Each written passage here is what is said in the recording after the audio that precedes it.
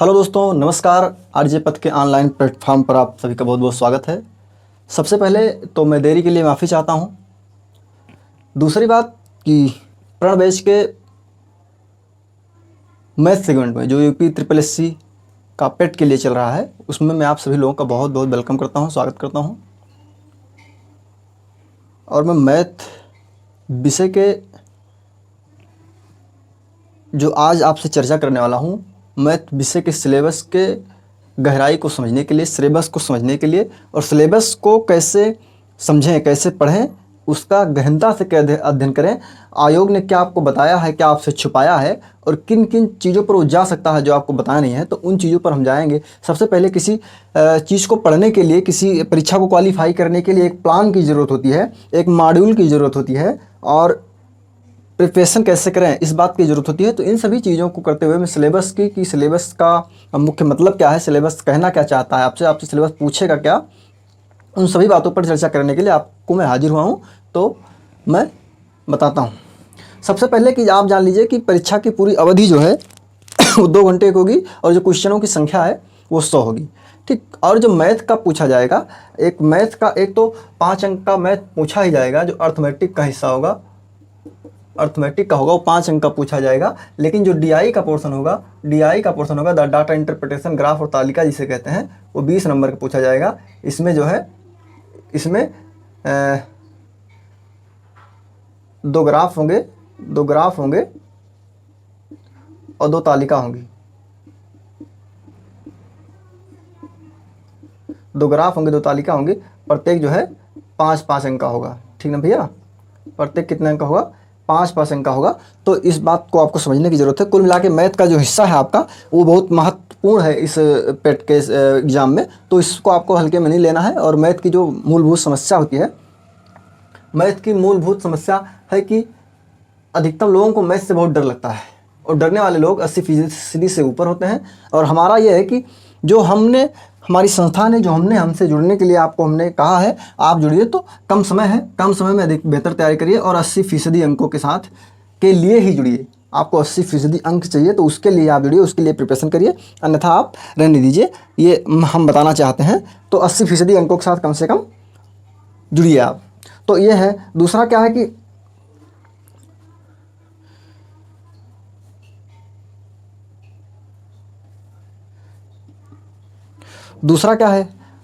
Math आप समझ गए होंगे। तो कुल आपको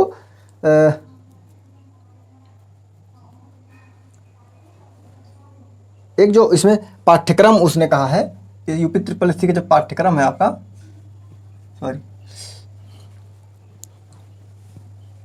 जो पाठ्यक्रम है आपका, उस पर हम चर्चा कर लेते हैं। पाठ्यक्रम पे चर्चा कर लेते हैं आपके साथ। पाठ्यक्रम जो है उसमें प्रारंभिक गणित जो है,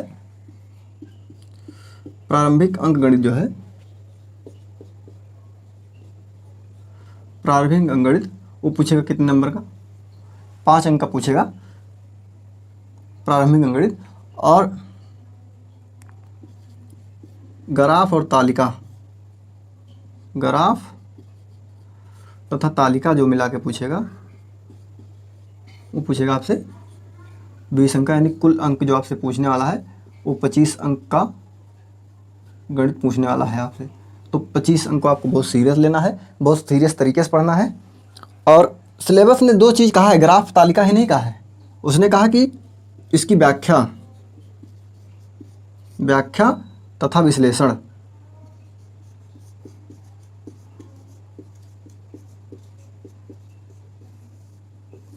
मतलब इसका बहुत गहनता से अध्ययन करना है। इस बात को आप समझ लीजिए। उसके बाद जो मूल पाठ्यक्रम जो आयोग ने दिया है, हम वो पाठ्यक्रम आपको आप देख पा रहे होंगे। वो पाठ्यक्रम जो आयोग ने बताया है वो आपको स्क्रीन पर दिख रहा होगा। जो आयोग ने पाठ्यक्रम बताया है वो पाठ्यक्रम आपको स्क्रीन पर दिख रहा होगा। स्क्रीन पर आपको पाठ्यक्रम दिख रहा होगा। स्क्रीन पर जो पाठ्यक्रम दिख रहा होगा उसमें होगा पूर्ण संख्या तथा दशमलव, प्रतिशत, साधारण अंक गणितीय समीकरण, वर्ग एवं वर्गमूल, घात एवं करणी, और जिसे घातांक भी कहते हैं, औसत होगा। उसके बाद ग्राफ तालिका का विश्लेषण होगा, जो आप देख पा रहे होंगे, सिलेबस आपको दिख रहा होगा। इतना है। हम जब भी किसी गणित पर कभी भी चर्चा करिए तो गणित मुख्यतः नंबरों पे आधारित होती है, और जो आपका पेट के सिलेबस की गणित है वो भी एकदम नंबरों पे आधारित ही गणित है, नंबरों पे आधारित ही, संख्याओं पर आधारित ही गणित है जो आपके पेट का सिलेबस है। और गणित की कभी भी व्याख्या करने के लिए आप जान लीजिए, गणित की व्याख्या कभी भी करने के लिए देखिए, उसने सबसे पहले जो बताया है, उसने अपने सिलेबस में सबसे पहले बताया है पूर्ण संख्या तथा दशमलव। पूर्ण संख्या तथा दशमलव, ये आपको उसने बताया है। पूर्ण संख्या तथा दशमलव ये उसने सबसे पहले आपको बताने का काम किया है। एक्चुअल में मेरी तबीयत ख़राब थी, अभी भी देख रहे होंगे आप, खांसी बीच बीच में आ जा रही है, और यही कारण था कि आपको क्लासें बहुत देर में मिलना शुरू हुई।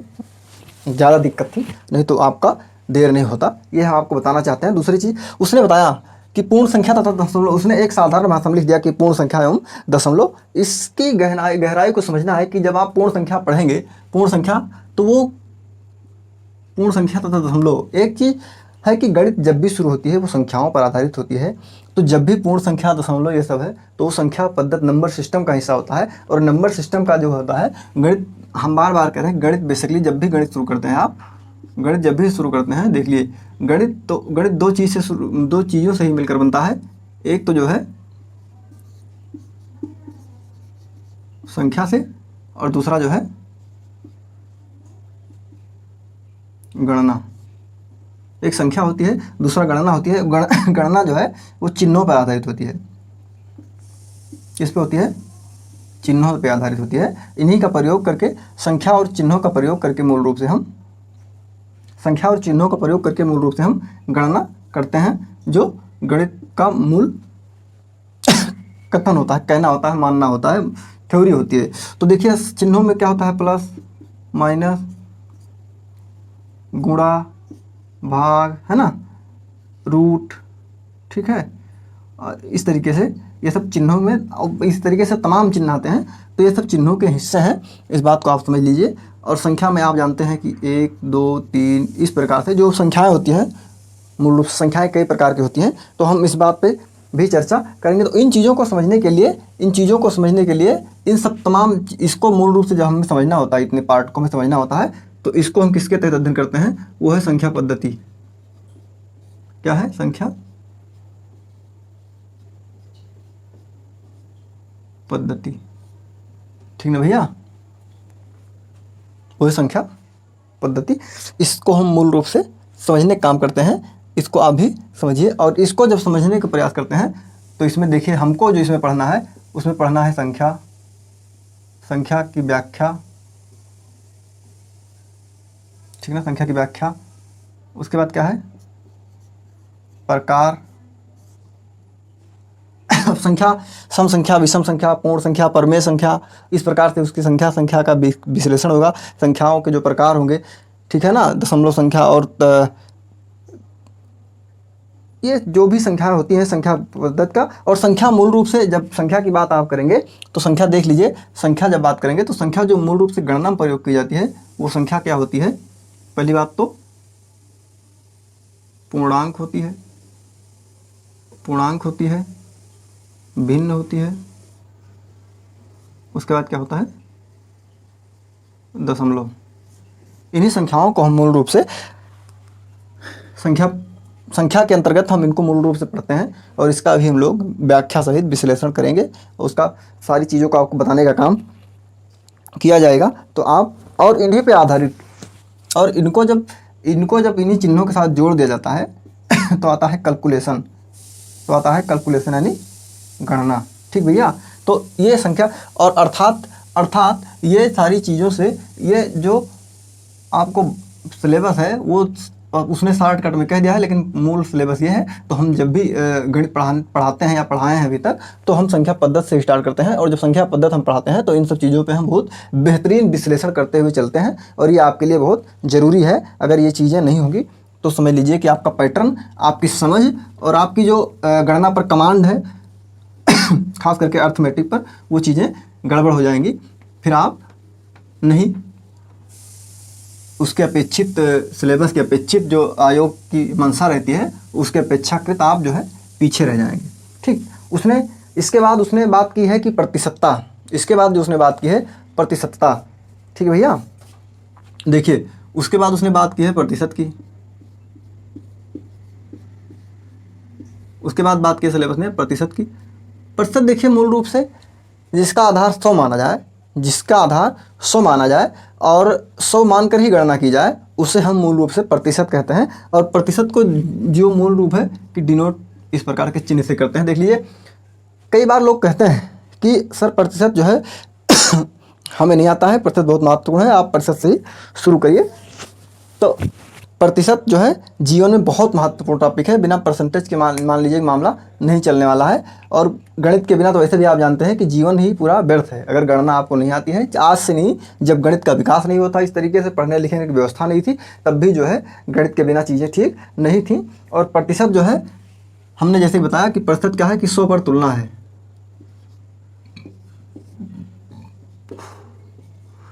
प्रतिशत क्या है? 100 पर तुलना है। प्रतिशत में मूल रूप से जब हम 100 पर तुलना करेंगे तो वो प्रतिशत कहलाता है। 100 में से कितना अधिक, कितना कम, कितना ज़्यादा, 100 में से क्या, तो ये जो है प्रतिशत है। और प्रतिशत पढ़ाने के अंतर्गत हमें जो सबसे पहले पढ़ाने का काम करेंगे, एक तो जो है कन्वर्जन,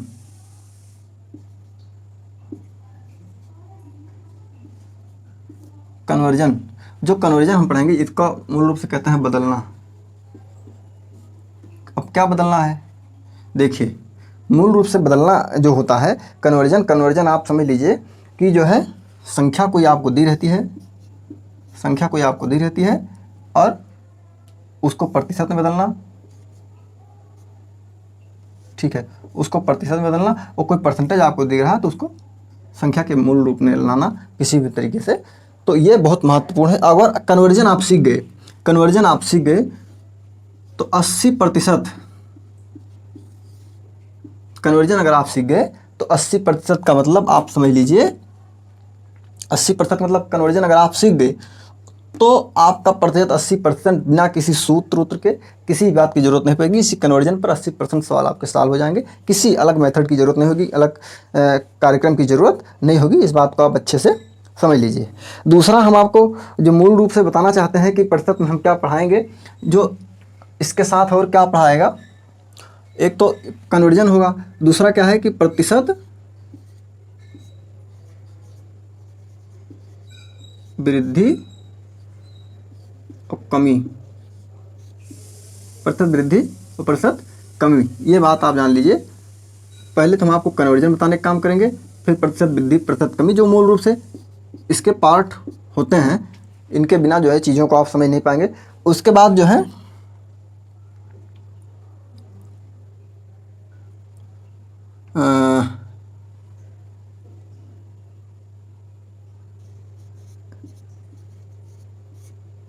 एकल वृद्धि कमी और सतत वृद्धि कमी।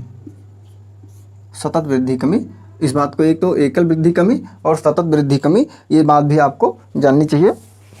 ये वृद्धि कमी का हिस्सा होता है, ये एकल भी होता है और सतत भी होता है, तो इस बात को आप जानते रहिए। दूसरा जो है तुलना, ये मूल रूप से प्रतिशत में जब भी आप पढ़ेंगे तो कन्वर्जन, पहला बात तो कन्वर्जन, संख्या को प्रतिशत में बदलना, प्रतिशत को संख्या में बदलना। जैसे कोई आपसे कह दे कि 25% का मतलब क्या होता है, तो आप कहेंगे बेटा 4, है ना। 50% का मतलब क्या होता है, 50% का मतलब क्या होता है, तो बेटा 2। समझ गए नहीं? तो इन चीज़ों को हम जब पढ़ाने की शुरुआत करेंगे, आपके साथ रूबरू होंगे नियमित कक्षाओं के साथ, तो आपको ये सब चीज़ें प्रतिशत में पढ़ना जरूरी है। पहली बात तो प्रतिशत में कन्वर्जन आपको आना चाहिए, संख्याओं को प्रतिशत में बदलना, प्रतिशत को संख्या में बदलना। दूसरा बात वृद्धि कमी, एकल वृद्धि कमी वृद्धि। दूसरा तुलना, अगर तुलना ये चीज़ आप जान गए सारी चीज़ें तो परसेंटेज में फिर कुछ है नहीं, किसी सूत्र की ज़रूरत आपको होगी नहीं, बेसिकली किसी सूत्र की ज़रूरत आपको होने वाली नहीं है। दूसरा उसने कहा है, जो पाठ्यक्रम ने कहा है आपसे, आयोग ने जो आपसे कहा है,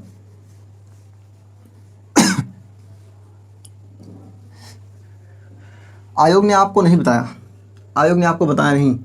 जो पिछले साल आपने डीआई के क्वेश्चन देखे होंगे, पिछले साल आपने डीआई के क्वेश्चन देखे होंगे, जो 20% का हिस्सा है डीआई में, एक तो उसने पूछा था क्रय विक्रय, क्रय विक्रय पूछ लिया था, क्रय विक्रय पूछ लिया था, ठीक है। प्रतिशत वृद्धि पूछा था, प्रतिशत कमी पूछा था, औसत पूछा था, अनुपात पूछा था, ये उसने डीआई में पूछने का काम किया था। तो ये बहुत बेहतर चीज़ है कि आप इस बात को समझ ले। तो एक चीज़ तो जो है, जो मूल रूप से प्रतिशत के अंतर्गत आएंगी, वो लाभ हानि आएगा, लाभ हानि आएगा, ठीक है भैया, छूट आएगा, ये प्रतिशत के हैं। और ऐसे जो है चीज़ें पूछी जाएंगी। पिछले साल लाभ भी पूछा था डीआई के सेक्शन में, लाभान का चैप्टर से पूछ लिया था, छूट तो नहीं पूछा था, लेकिन लाभान का पूछा। देख लिए अब प्रतिशत लाभ प्रतिशत हानि, जैसे कोई आप जानते होंगे कि कोई दुकानदार है, कोई दुकानदार है, उसने आपको अगर जो अपने 100% का जो दाम है उससे अगर बढ़ा के बेचा तो लाभ होगा, और कुल घटा के बेचा, अगर घटा के बेचा तो हानि होगी, ठीक। आपने देखा होगा एक चीज़ होती है एमआरपी, इधर हो जाता हूँ मैं, एक चीज़ आपने देखा होगा एमआरपी। एमआरपी मतलब होता है जो उसमें मूल्य लिखा रहता है, मार्केटिंग रिटेल प्राइस। तो इसका जो है, इसमें कहा कि 20% छूट है, 20% छूट है, तो एक कुछ देता है आपको इस पर, ठीक है ना। और 20% अगर अधिक ले लिया आपसे, 20% अगर अधिक ले लिया तो क्या कर दिया, 120% में आपका एमआरपी से बेचेगा। इस प्रकार से छूट और वृद्धि का ये कॉन्सेप्ट जो है वो प्रतिशत पे आधारित होता है। तो इस बात को आपको समझना भी चाहिए। ये सिलेबस की एक एसआई सीआई होता है, एसआई और सीआई, हालांकि इसमें दिया नहीं है, लेकिन मेरा मानना है कि ये क्वेश्चन एसआई का पूछ सकता है, आप इसको जानते रहिएगा। प्रतिशत में जो और चीज़ें होती हैं कि किसी ग्राम की जनसंख्या पास, ये छूट, सारी चीज़ें, तो ये भी कितने परसेंट वृद्धि हुई, कितने परसेंट लोग फेल पास हुए, इस पर भी परसेंट के आधारित प्रश्न होते हैं, और वो टाइप्स होते हैं प्रतिशत के। तो ये बात भी आपको प्रतिशत में समझनी चाहिए। परसेंटेज कुल मिला के इसका वेटेज जो है आपके सिलेबस में बहुत अधिक है, और जितना आप देख पाएंगे, मैं तो कहता हूँ कि 60% प्रश्नों को आप जो है परसेंटेज के आधारित आप सॉल्व कर पाएंगे। कैलकुलेशन के लिए आपको संख्या पद्धति और कैलकुलेशन के जो कीज होते हैं उसको आपको समझने की ज़रूरत है, तो उसको आप बेहतरी से समझते रहिए। दूसरा उसने दिया है साधारण अंकगणित एवं समीकरण। क्या दिया उसने,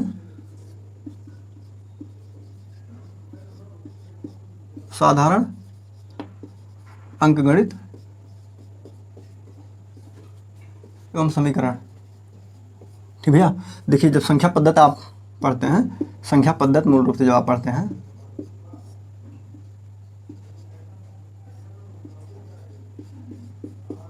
संख्या पद्धति आप मूल रूप से पढ़ते हैं, तो इसमें से अधिक कुछ प्रश्न जो है समीकरण पर आधारित होते हैं।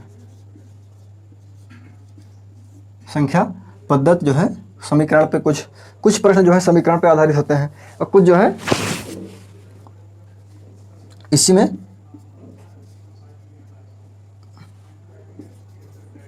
बीजगणित पे आधारित होते हैं, ठीक भैया, बीजगणित पे आधारित होते हैं। तो इसको आप जो है, जैसे आपने देखा होगा संख्या पद्धति में कई बार देखे होंगे रैखिक समीकरण, रैखिक समीकरण, ये रैखिक समीकरण, द्विघात समीकरण, ठीक ना, ये सब बनता जाता है, द्विघात समीकरण। तो इन सब चीज़ों को आपको समझना है। संख्या पद्धति जब आप पढ़ेंगे तो बहुत सारे प्रश्न समीकरण पे आधारित होंगे, बहुत सारे प्रश्न बीजगणित पे आधारित होंगे, इन सारी चीज़ों को आपको समझना है। और एक चीज़ मैं आपको बता दूं कि जब उसने दिया नहीं है, लेकिन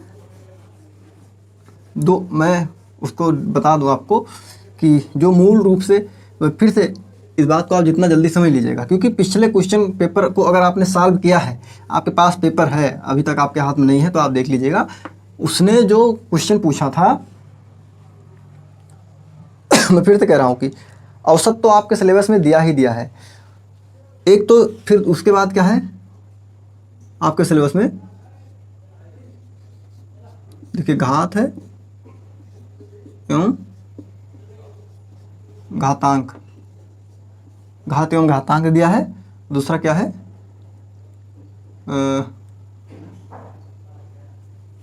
घात एवं घातांक दिया है। एक सेकंड रुक जाइएगा,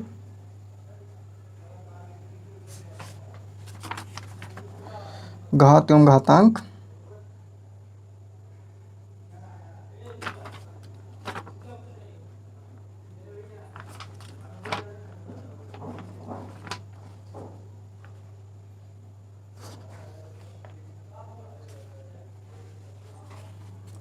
और वर्ग एवं वर्गमूल।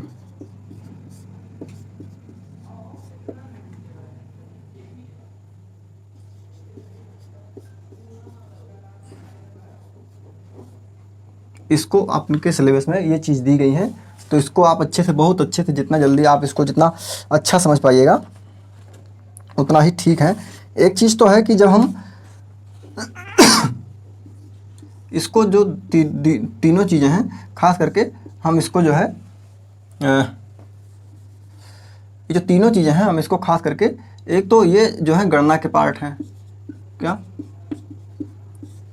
गणना करने के पार्ट हैं, दूसरा कैलकुलेटिव पार्ट है ये, ठीक है। दूसरा क्या है कि इन चीज़ों को हम जो है संख्या पद्धति के अंतर्गत ही पढ़ाते हैं, इन चीज़ों को हम संख्या पद्धति से ही रिलेट करके पढ़ाते हैं आपको। कहाँ से? संख्या पद्धति, संख्या पद्धति से रिलेट करके हम इन चीज़ों को पढ़ाने का काम करते हैं। देखिए जब संख्या पद्धति हम पढ़ाते हैं तो एक कैलकुलेशन गणना की पहली बात तो क्या है, ये मूल रूप से जो है गणना के पार्ट है, ठीक है, गणना के पार्ट है। और गणना का पार्ट जब हम पढ़ाते हैं तो हम वो संख्या का विस्तार, संख्या के चिन्ह के प्रयोग, सारी चीज़ें जो होती हैं। तो एक तो हमने बताया था कि जो एक संख्या, एक चिन्ह, संख्या और चिन्ह पे आधारित जो है, संख्या जो 1 2 3 जो मूल रूप संख्याएं होती हैं, चिन्ह प्लस माइनस, है ना, ये चीज़ें जो है इन पे आधारित होती हैं। तो ये चीज़ें आपको मतलब ऐड, सब्सट्रैक्शन, मल्टीपल, डिवीज़न, ये सारी चीज़ें जो आपको पढ़ानी है, इनको भी हम सिखाएंगे कि कैसे इनका प्रयोग करना है, कैसे कैसे चीज़ें आसान होगी। और इनके साथ साथ यही जो है एक पार्ट होता है सरलीकरण।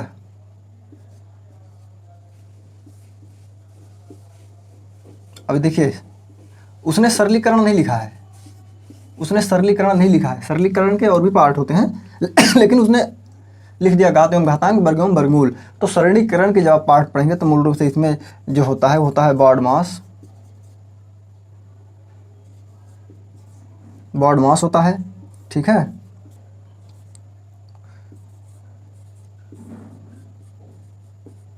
बीजगणित होता है, और जो मुख्य रूप से होता है वो क्या होता है,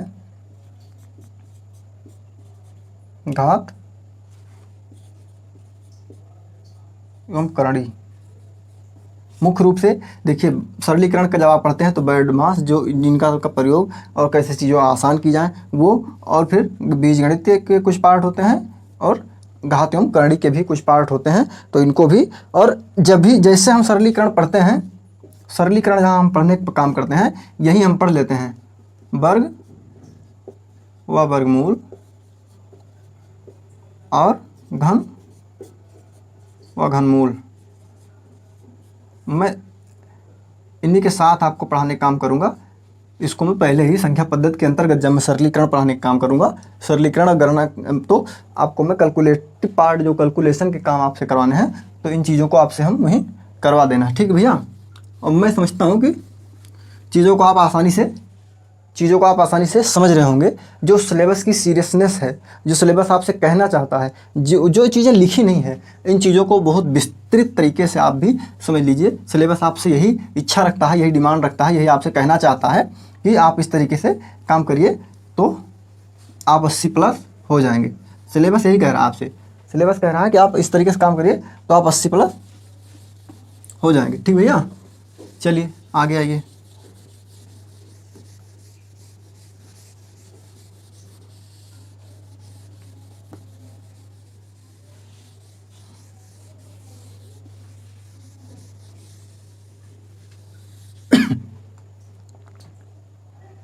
चलिए आगे देखिए, आगे उसने एक पार्ट दिया है औसत।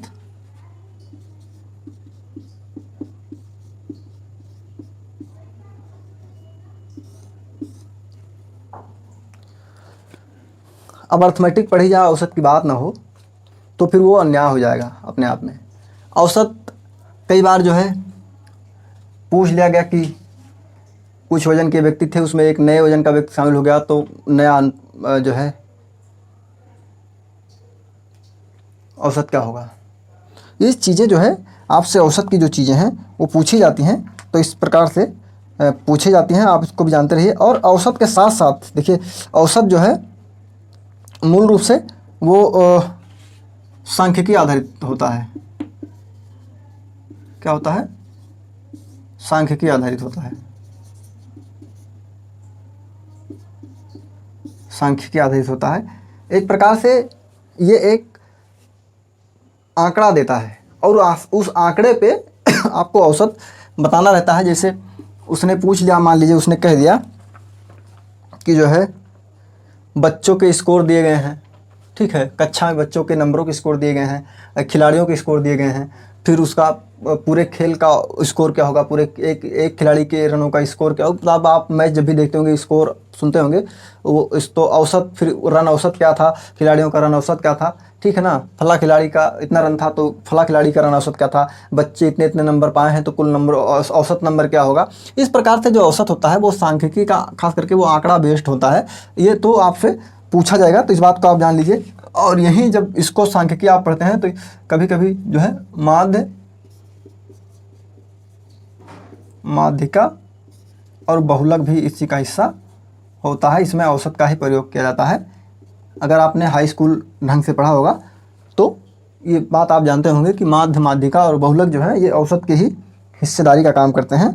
तो इस प्रकार से दूसरी चीज़ हम यही आपको बता देते हैं,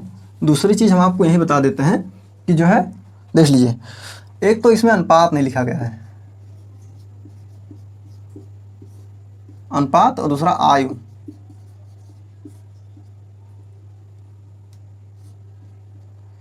ये दो चैप्टर लिखा नहीं गया है। ये आप एकदम बहुत मजबूती से जान लीजिए, एकदम जिम्मेदारी के साथ जान लीजिए कि इन चैप्टर से आपको प्रश्न मिलने ज़रूर हैं, इसको कोई रोक नहीं सकता है।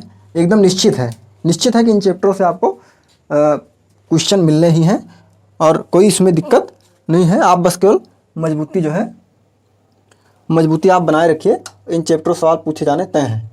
ठीक है भैया, आइए उसके बाद जो अंकगणित का सिलेबस होता है वो ख़त्म होता है।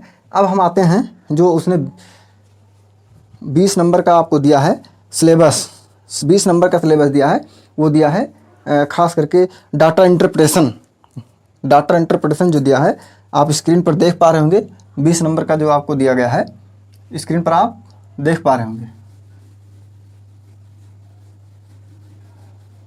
बस 1 मिनट रुकिएगा, मिटने का नाम ही नहीं ले रहा है।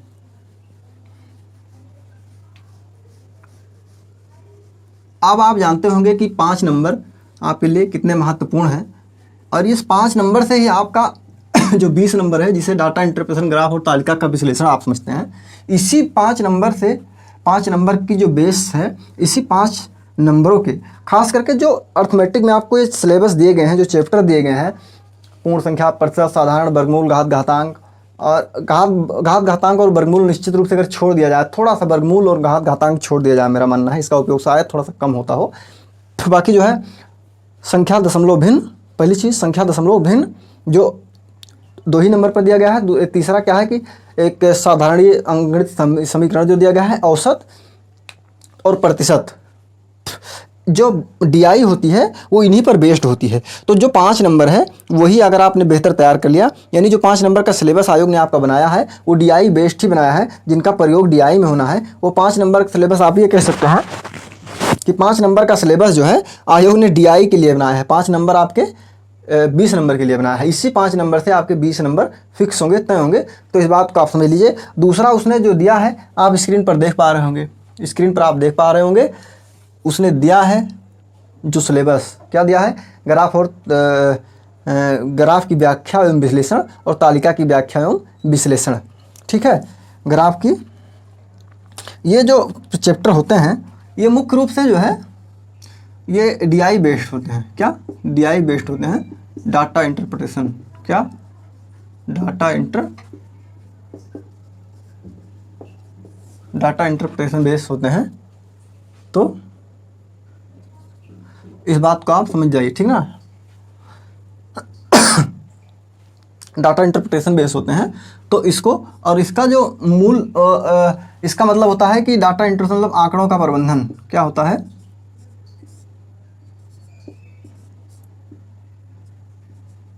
आंकड़ों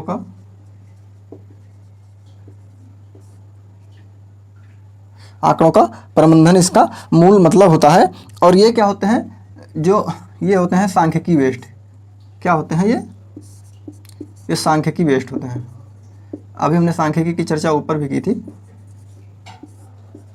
सांख्यिकी आधारित होते हैं, सांख्यिकी आधारित होते हैं। जो डाटा इंटरप्रिटेशन मूल रूप से होते हैं ये सांख्यिकी आधारित होते हैं। क्या होते हैं, सांख्यिकी आधारित होते हैं। इस सीरियसनेस को आप समझ जाइए। और सांख्यिकी आधारित में जैसे आप आएंगे तो एक तो क्या होता है और इसी को स्टैटिक्स भी कहते हैं। इसी को सांख्यिकी को ही स्टैटिक्स कहते हैं, आप जानते होंगे। और ये जो इसके मूल रूप से तरीके होते हैं, इसके 3 तरीकों में ये आंकड़े आपको दिए जाते हैं। स्टैटिक्स 3 तरीके दी जाती है। पहला जो है ग्राफ, दूसरा जो है तालिका, और तीसरा जो है पाई चार्ट।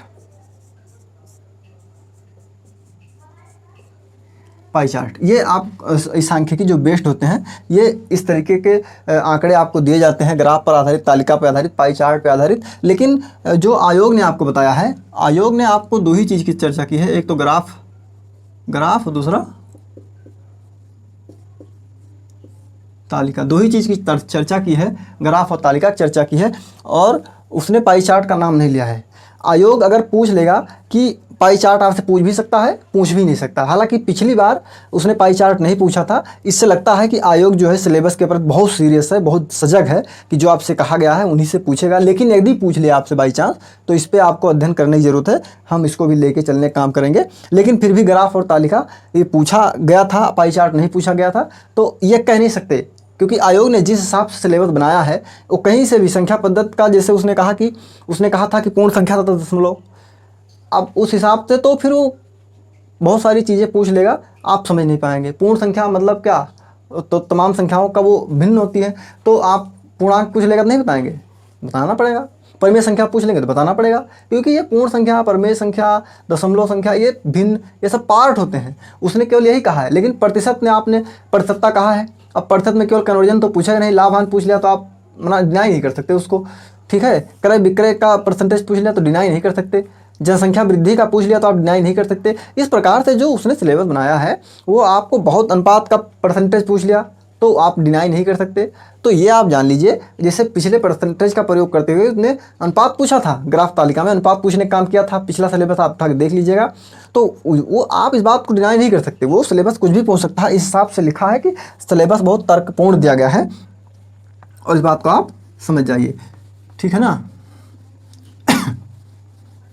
हम आपको बार बार कह रहे हैं, जो उसने पिछली बार पूछा था इसमें DI बेस्ड, जो उसने पूछा था ना DI बेस्ड, उसने पूछा था DI बेस्ड में जो जिन चीज़ों को उसने प्रयोग किया था, उसने सबसे पहले औसत का प्रयोग किया था, औसत का प्रयोग किया था, और किसका, अनुपात का प्रयोग किया था, अनुपात का प्रयोग किया था, प्रतिशत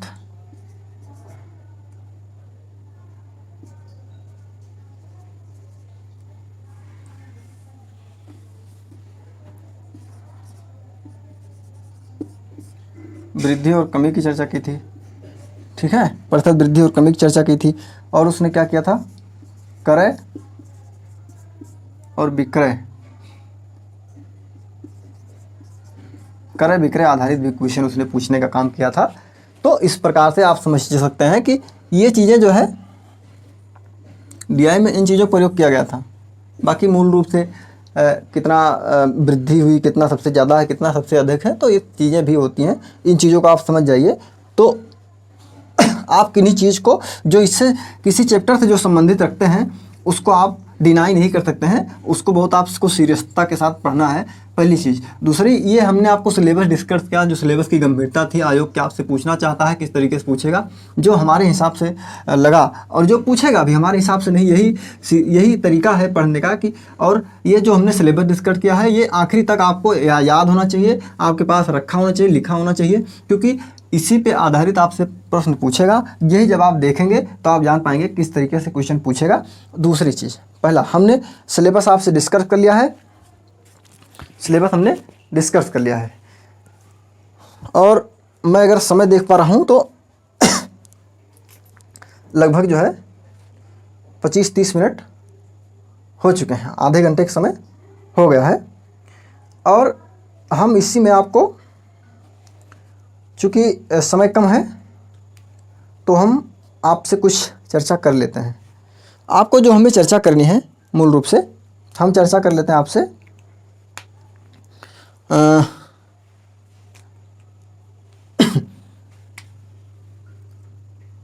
स्क्वायर की, क्या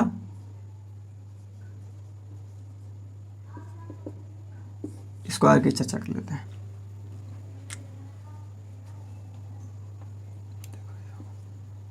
ठीक है, इसको आप क्या कहते हैं, वर्ग।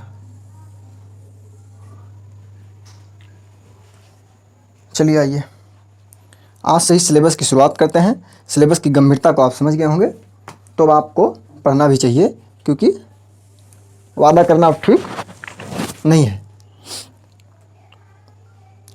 जितना अभी हमारे पास समय है, लगभग 20-25 मिनट का समय है, तो हम आपको उसमें इसी कक्षा में आपको हम कुछ डिस्कस कर लेते हैं, उसको आप बहुत बेहतर तरीके से समझ लीजिए।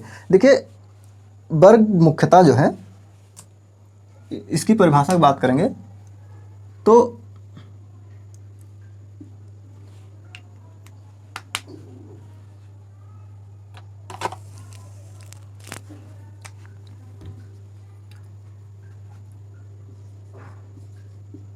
जब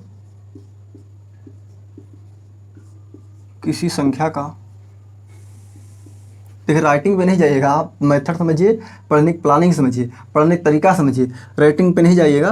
कहीं स्पेलिंग मिस्टेक हो सकती है, कहीं जो है बहुत ख़राब लिख सकता हूँ, तो उस पर नहीं जाइएगा। नहीं समझ में आ रहा है तो आप कमेंट करके पूछ सकते हैं कि ये चीज़ें क्या हैं, बाकी आप इस पर नहीं जाइएगा। तो जब किसी संख्या का उसी संख्या में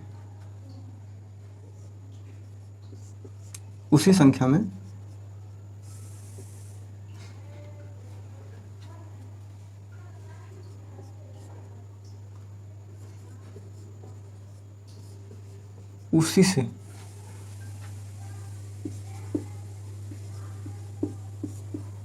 गुणा करते हैं तो प्राप्त संख्या क्या कहलाती है, प्राप्त संख्या क्या कहलाती है, स्क्वायर। प्राप्त संख्या क्या कहलाती है, स्क्वायर कहलाती है। प्राप्त संख्या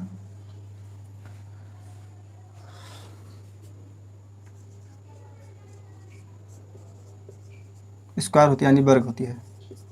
ठीक है, और इसको स्क्वायर को घात 2 के रूप में लिखते हैं, क्या, घात 2 के रूप में लिखते हैं। स्क्वायर को घात 2 के रूप में लिखते हैं। स्क्वायर आप जानते हो कैसे लिखते हैं, स्क्वायर को इसे ही घात 2 के रूप में लिखते हैं। तो जब किसी संख्या को उसी संख्या से गुणा करते हैं तो प्राप्त संख्या स्क्वायर होती है। जैसे मान लीजिए कोई संख्या ए दी गई है, कोई संख्या ए दी गई है, और उसको फिर ए में हम गुणा करेंगे तो जो प्राप्त संख्या होगी वो होगी ए स्क्वायर। यानी हम कह सकते हैं कि ए का स्क्वायर, यानी हम कह सकते हैं कि ए ए का जो वर्ग होगा, ए का जो वर्ग होगा वो ए स्क्वायर होगा। ठीक है भैया, ये मूल रूप से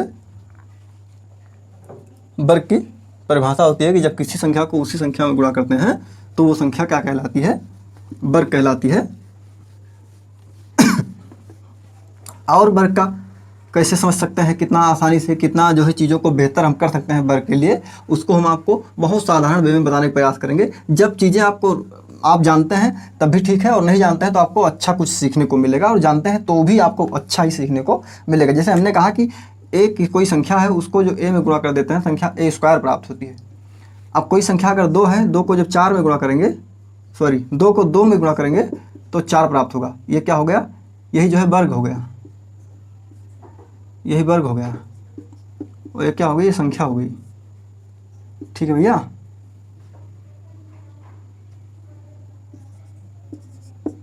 ये संख्या हो गई, तो इसका वर्ग हो गया, ये प्रक्रिया हो गई। हमने परिभाषा आपको बताई कि जब किसी संख्या को उसी संख्या में उसी से गुणा करते हैं तो प्राप्त संख्या वर्ग होती है। जैसे 2 का 2 में गुणा किया तो 4 प्राप्त हुआ। देखिए 12 का 12 में गुणा करेंगे, जब 12 है मान लीजिए, 12 का जो 12 में गुणा करेंगे तो क्या प्राप्त होगा, 144। इसका क्या होता है, स्क्वायर होता है, वर्ग होता है। ठीक है, यानी जब भी जो है संख्या कोई n होती है, n संख्या को n संख्या Cn से गुणा करेंगे तो संख्या n स्क्वायर प्राप्त होगी, वही हमारा क्या होगा, वर्ग होगा। अब मैं समझता हूँ इसमें कुछ बताने की ज़रूरत नहीं है। अब इसके मेथड की बात करते हैं, इसका प्रयोग कैसे हो सकते हैं आसान वे में, उसको हम देखते हैं कि अन्य संख्याओं में, बड़ी संख्याओं में प्रयोग क्या होते हैं और इसका क्या मंत्र होता है, किस चीज़ों पे। और जो आपसे प्रश्न पूछेंगे ना, जो आपसे प्रश्न पूछे जाएंगे वो संख्या के प्रश्न कैसे पूछे जाएंगे, पूर्ण वर्ग संख्या पर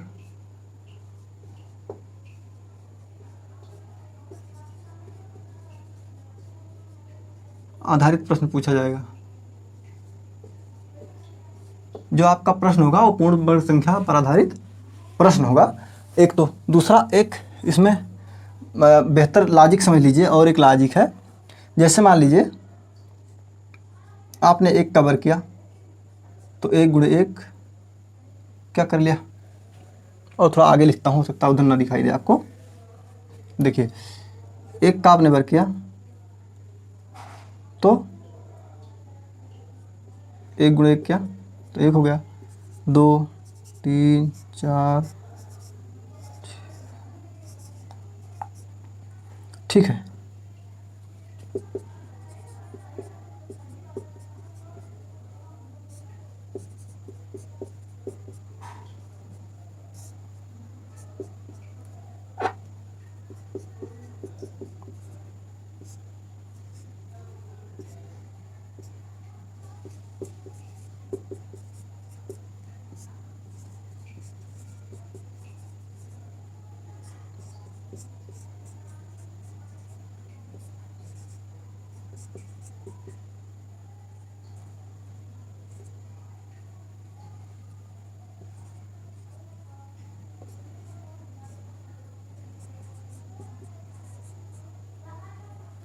देखिए ये आप समझ पाएंगे कि 1 का वर्ग 1 का वर्ग 1, 2 का वर्ग 4, 3 का वर्ग 9, 4 का वर्ग 16, 5 का वर्ग 25, 6 का वर्ग 36, 7 का वर्ग 49, 8 का वर्ग 64 और 9 का वर्ग 81 जो वर्ग पढ़ने की सबसे प्रथम इकाई होती है, सबसे प्रथम शुरुआत होती है, वो यहीं से होती है, यही इसका बेस होता है। देखिए इसमें जो संख्याएं हैं, 1 आया है, ठीक है, 4 आया है, 9 आया है, 6 आया है और 5 आया है। क्या आया है, 4 आया है, 6 आया है, 9 आया है और 5 आया है। देख लीजिए उसके बाद क्या है कि 6 रिपीट हुआ है, 9 रिपीट हुआ है, 4 रिपीट हुआ है और 1 रिपीट हुआ है।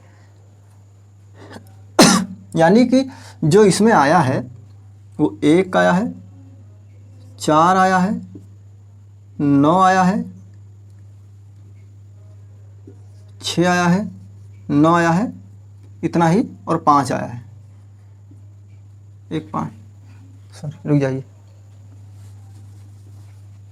आइए 1, 5, 6 और 9 आया है। क्या नहीं आया है वो भी देख लीजिए आप। इसमें क्या नहीं आया है, 2 नहीं आया है, ठीक है, 3 नहीं आया है, 7 नहीं आया है और 8 नहीं आया है।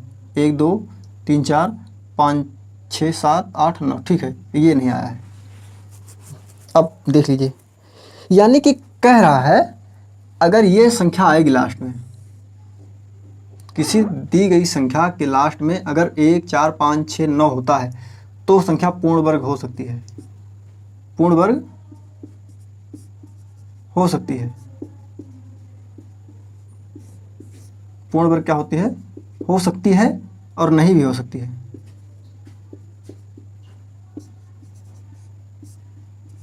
नहीं भी हो सकती है।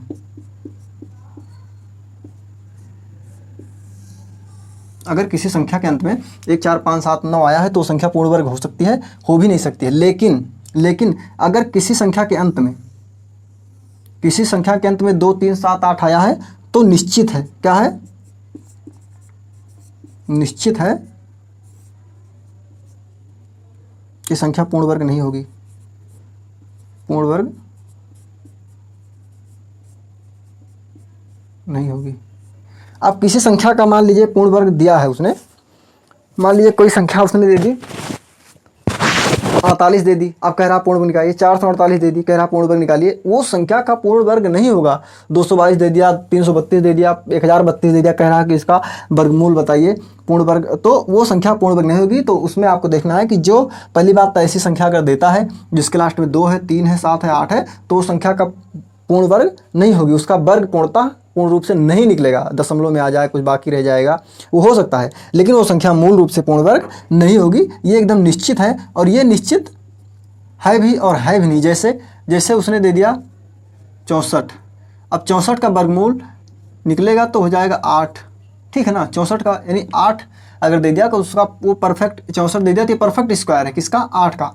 64 जो है 8 का परफेक्ट स्क्वायर है। लेकिन वहीं अगर दे दिया उसने 34, तो 34 क्या है, 34 परफेक्ट स्क्वायर नहीं है, 34 जो है परफेक्ट स्क्वायर नहीं है। ये आप नोट करेंगे, इस बात को आप नोट करेंगे, इस बात को भी नोट कर लीजिएगा कि 1, 4, 5, 6 अगर किसी संख्या के अंत में आता है, इकाई के अंत पर, तो वो संख्या पूर्ण वर्ग हो सकती है, हो भी नहीं सकती है, ये निश्चित नहीं किया जा सकता। लेकिन अगर 2, 3, 7, 8 आ जाए तो संख्या निश्चित रूप से पूर्ण वर्ग नहीं होगी। इसको आप नोट कर लेंगे, क्या कर लेंगे, नोट कर लेंगे, इसको भी आप नोट कर लेंगे, ठीक है भैया।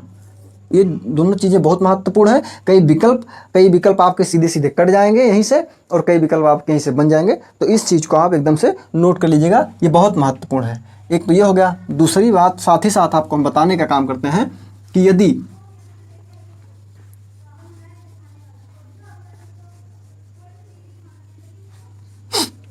दूसरी बात हम करते हैं शून्य पर। यदि किसी संख्या के अंत में किसी संख्या का इकाई अंक यूनिट डिजिट शून्य है तो संख्या पूर्ण वर्ग नहीं होगी, ये लगभग निश्चित है, ये लगभग निश्चित है, ये लगभग निश्चित है। लेकिन अगर डबल शून्य है, अगर डबल शून्य है तो संख्या पूर्ण वर्ग होगी। यानी इकाई के स्थान पे किसी संख्या में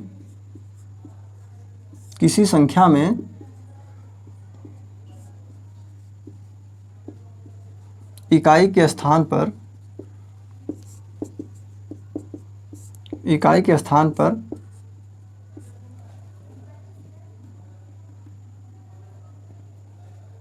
इकाई नहीं भैया,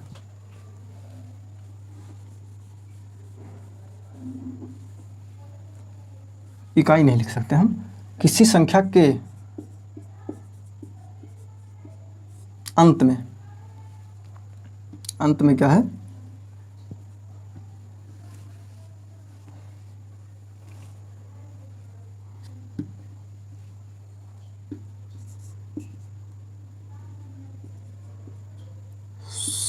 सम की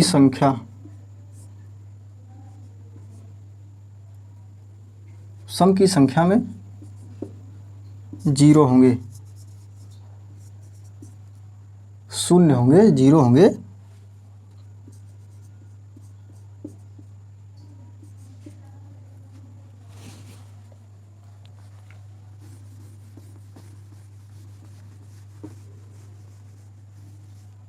किसी संख्या के अंत में सम की संख्या में जीरो होंगे, शून्य होंगे, तो वो क्या होगी, वह संख्या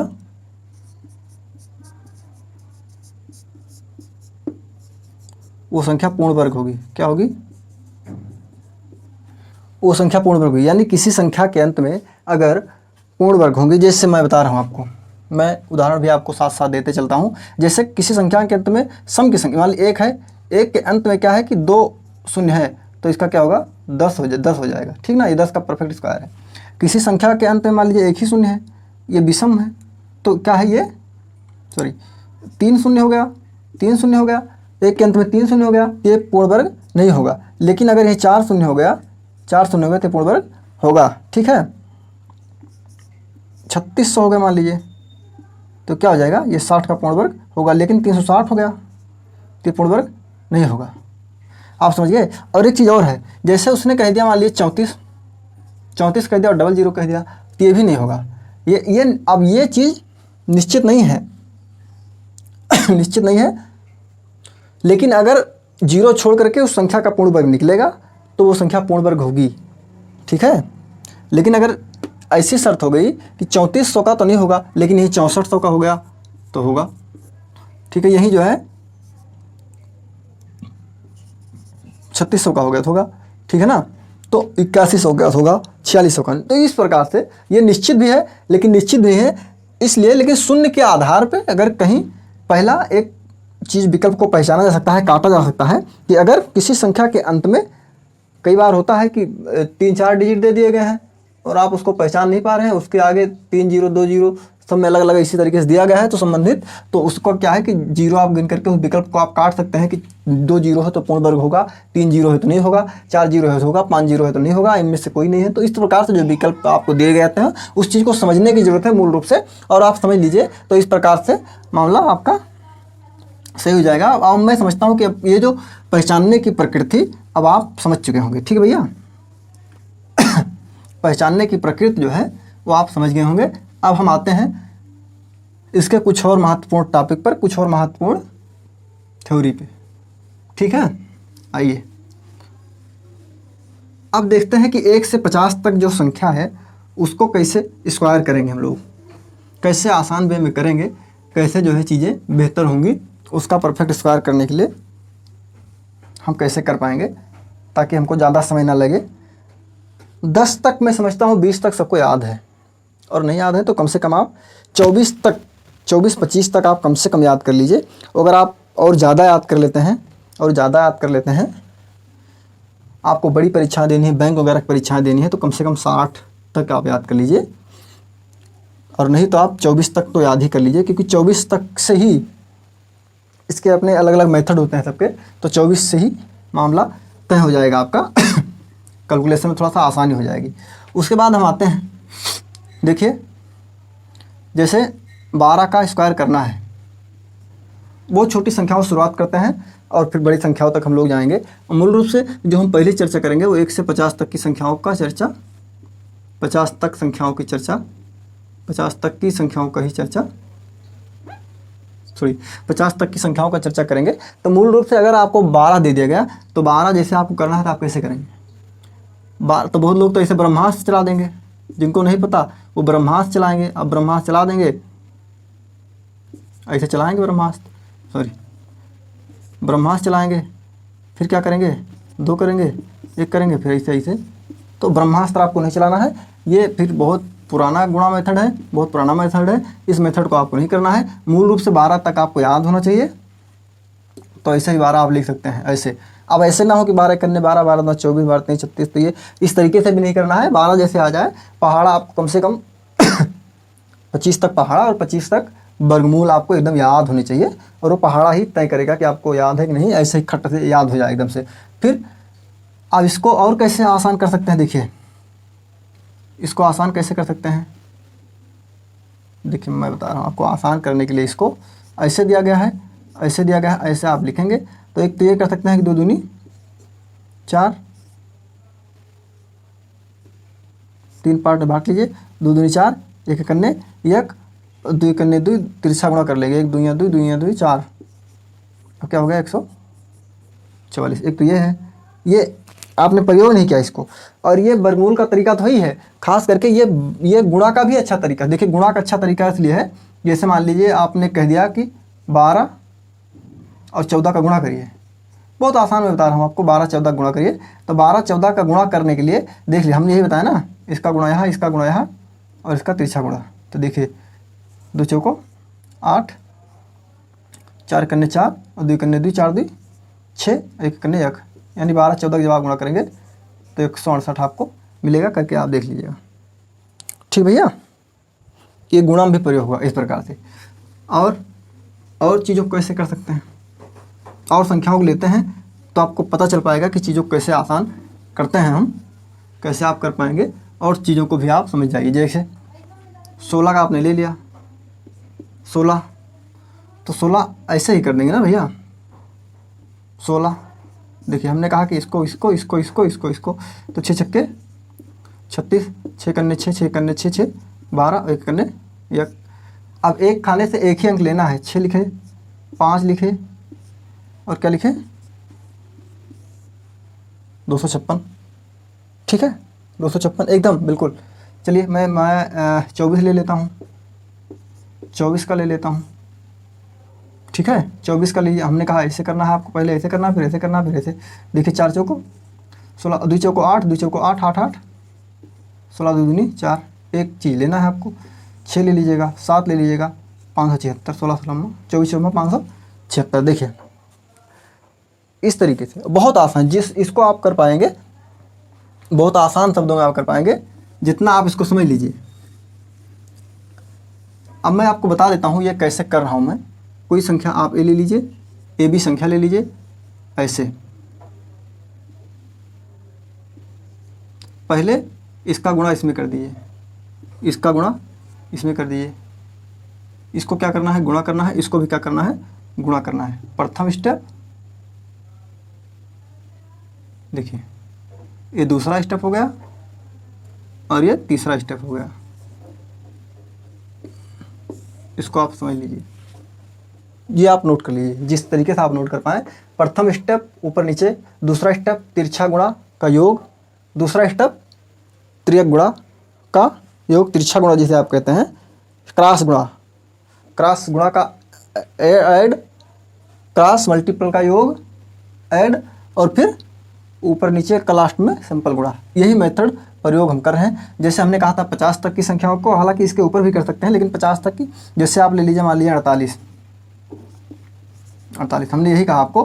पहला स्टेप ये करेंगे आप 8 टाइम 64, दूसरा स्टेप क्या करेंगे 8 चौक 32, 8 चौक 32, 32 गुना 64। तीसरा स्टेप क्या करेंगे आप लिख देंगे, तीसरा स्टेप आप लिख देंगे 16।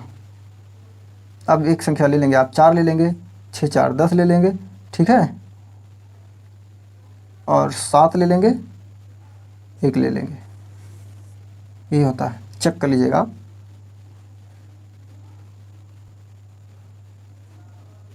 एक सेकंड, में लगे हाथ। और ये बेसिक गुणा है, जो आप बेसिक गुणा करते हैं ब्रह्मास्त्र मेथड, जो हमने बताया कि बहुत पुराना है, प्रयोग में अब नहीं आना है, उसको ठीक नहीं है। तो उस ब्रह्मास्त्र मेथड का प्रयोग आप नहीं करेंगे, ब्रह्मास्त्र मेथड का प्रयोग आप नहीं करेंगे, वो चीज़ें बहुत ठीक नहीं हैं। ठीक है, और इसमें जो हम आपको बताना है, किसी संख्या का 100 आधार मानकर, ठीक है, किसी संख्या के अंत में 5 होना, किसी संख्या को 100 1000 10,000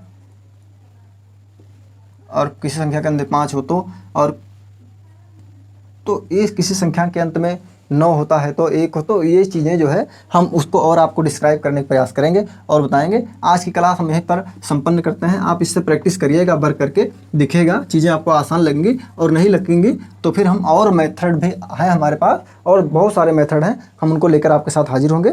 तब तक के लिए धन्यवाद, नमस्कार। और आपको अगर ये सेक्शन पसंद आया हो, मेरा चीज़ें बताने की समझ में आ रही हो, तो आप चैनल को शेयर कर दीजिए, सब्सक्राइब कर दीजिए, और लाइक और कमेंट करना, अपनी राय देना ना भूलिए, लेकिन राय आप पॉजिटिव भी हम दीजिए।